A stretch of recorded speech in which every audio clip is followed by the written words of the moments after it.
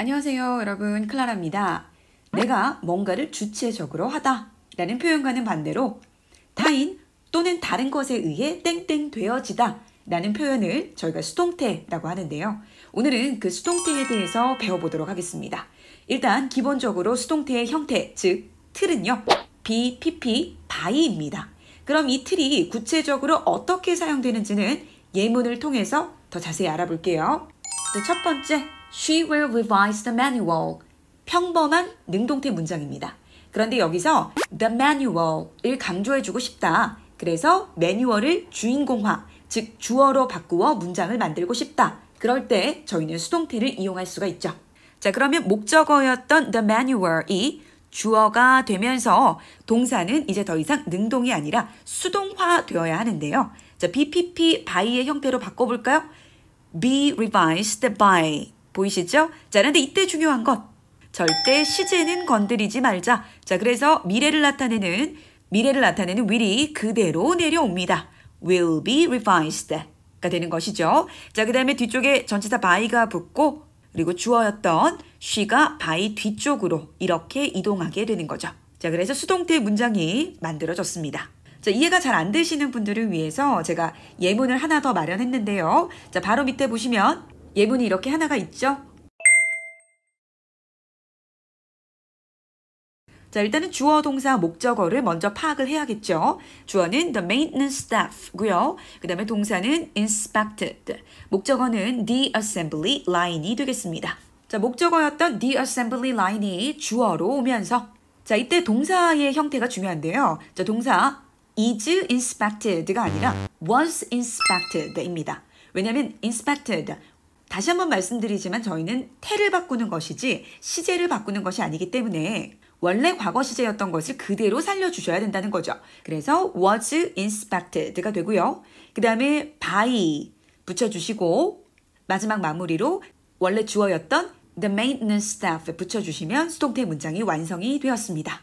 자, 이렇게 해서 저희가 가장 기본적인 수동태 형태에 대해서 배워봤습니다. 자, 그런데 저희가 항상 골치 아픈 부분이 바로 예외가 있다는 건데요. 영문법을 거의 처음 시작하시거나 그리고 나는 토익 목표 점수가 그렇게 높지 않다 하시는 분들은 여기까지만 공부를 해주셔도 뭐 충분합니다. 그런데 조금 고득점을 보시고 예외를 다루는 문제까지도 맞추고 싶다 하시는 분들은 끝까지 좀 시청을 해주세요. 자, 4형식과 5형식 수동태로 넘어가 보겠습니다.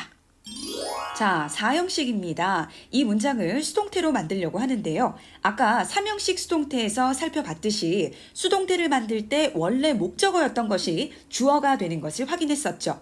자, 그럼 이 문장도 수동태로 만들어주기 위해서 일단은 주어가 될 목적어를 찾아주셔야 할 텐데요. 그런데 문제가 있습니다. 4형식의 특징, 바로 목적어가 2개라는 거죠.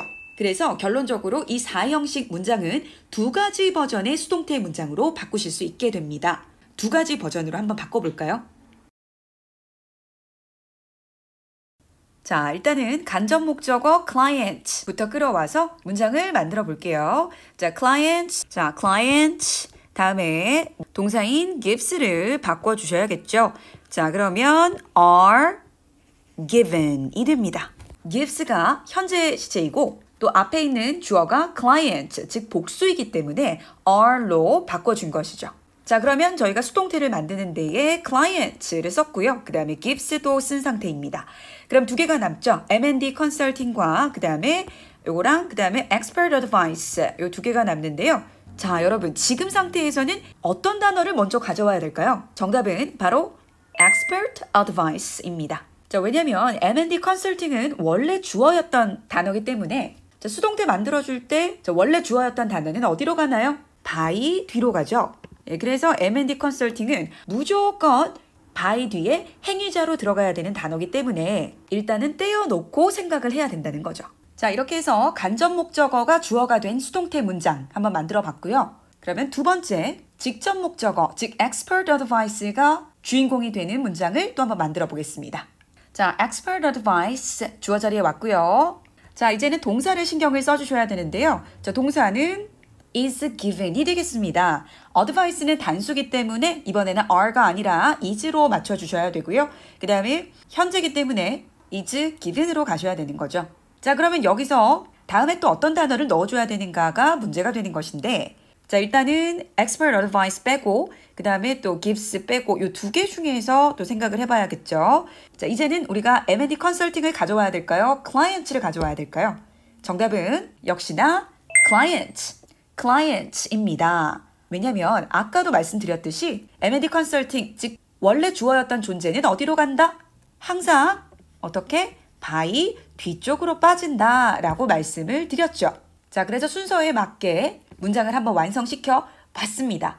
그런데 여러분 두 번째 문장 좀 이상하지 않으세요? 두 번째 문장 해석을 한번 해볼게요. expert advice 전문적인 조언이 주어집니다. 고객 굉장히 이상하죠? 그래서 두 번째 문장은 이렇게 마무리를 해주시는 것이 아니라 전치사 to를 여기다가 넣어주심으로써 완벽한 문장을 만들어 주셔야 해요. 그러면 해석을 해보면 전문적인 조언이 고객들에게 주어집니다. 라는 완벽한 해석이 되는 거죠. 그래서 정리를 해보면 4형식에서 간접 목적어가 아니라 직접 목적어가 주인공 자리로 올 땐 필요에 따라 전치사를 붙여준다.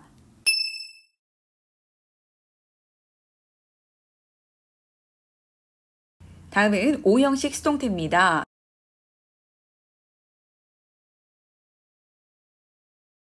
일단 문장 구조를 한번 봐볼까요? 주어가 customers, 동사 consider, 목적어가 our security system, 목적 보어 reliable이 되겠습니다. 수동태로 만들어줄 때 가장 먼저 잡아줘야 되는 포인트, 바로 목적어죠. our security system, 앞쪽으로 당겨주고요. 자, 다음에 동사 consider은 어떻게 와야 될까요? 이제 좀 익숙하시죠? is considered로 바뀌었습니다. 그 다음에 customers, reliable 두 개가 남았습니다. 자, 일단 뭐부터 가져와야 될까요? 정답은 바로 reliable이겠죠. 왜냐면 앞에서 우리가 살펴봤듯이 항상 수동태 만들 때 원래 있던 주어는 어디 뒤로 가더라? 문장의 맨 끝에 위치한 by 뒤쪽에 가더라 라고 정리를 해왔기 때문에 최종 문장 바로 이렇게 되겠습니다. 이렇게 해서 5형식까지 능동태 문장을 수동태로 다 변형을 시켜봤는데요. 중요한 부분 정리 한번 하고 가겠습니다. 자, 수동태 포인트 3개 정리하고 마칠게요. 1번, 목적어가 없는 타동사는 수동태로 변형시킬 수 없다. 저희가 여태까지 수업에서 3형식부터 5형식까지의 능동태 문장을 수동태로 바꾸는 연습을 다 해봤는데요. 자, 이렇게 쭉 만들어 보면서 제가 공통적으로 드리는 말씀이 있었죠. 수동태로 변환시킬 때 누가 주인공이 되더라? 목적어가 주인공이 되더라.